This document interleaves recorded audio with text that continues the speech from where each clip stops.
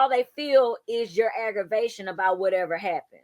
And a Yeah. lot of times the criticism is about the person and it's not about the actual act. You're talking about the person. So if a person is used to either being criticized by others or criticizing themselves, then that's how they hold themselves accountable. Well, they don't always feel good. And if I'm telling myself that accountability and self-criticism is the same thing, and you talk Yes. about hold myself accountable, Yep. Especially if it don't feel good. uh it feel better Especially to act like I did nothing. yeah, It feel better for exactly. me to say that if you wouldn't have did that, I wouldn't have did that.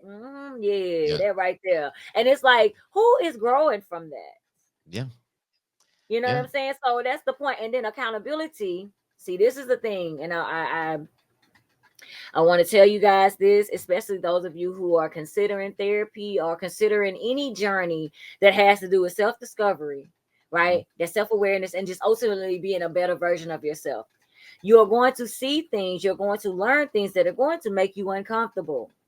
Do not let that stop you, right?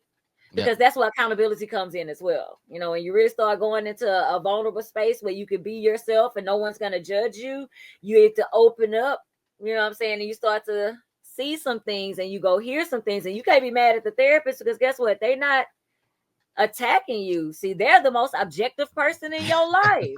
Yeah. Yeah. You know, and so at that point, the accountability comes into play when you realize that I'm holding myself accountable because I love myself and I want to be better. And then when you start holding yourself accountable, then yes, you may want to hold other people accountable. But the thing about it is the way you manage yourself with other people is going to help you to where you remain accountable for yourself and you let other people be accountable for themselves. And when they manage or mismanage themselves, or shall I say, mismanage you, you act accordingly. And just like that, we're back to boundaries.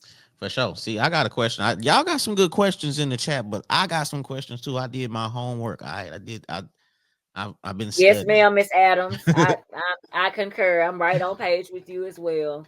Okay. So, what do you Mm. think as far as what should someone look for in a therapist to ensure that it's a good fit? Okay, another good question. So, first of all, guys, I want to tell you this and tell you now. You are worth the search. Okay?